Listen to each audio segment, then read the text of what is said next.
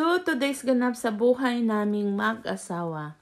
Dahil nagrereklamo na siya na bakit puros daw pampabigat ng timbang ang pinapakain ko sa kanya, kaya tuloy na pagawa ulit ako ng signature kong salad. Yes guys, madali lang gawin dahil kung anong merong gulay na pang salad sa ref nyo ay pwede nyo nang paghalo-haloin. Basta ang base ko dito ay ang lettuce, cucumber, at kamatis. Then, lagyan ng konting sibuyas at isang lata ng tuna. At lalagyan na rin ng asin, paminta, at kung walang lemon, pwede na ang soka. So, nung makita niya kung ano ang inihain ko, tuwang-tuwa na siya. Pero nagreklamo ulit siya, guys. Bakit yun lang daw? Sanay na kasi na siya na laging mayroong katambal. Sabi ko naman, dinamihan ko na para enough nang maging isang meal.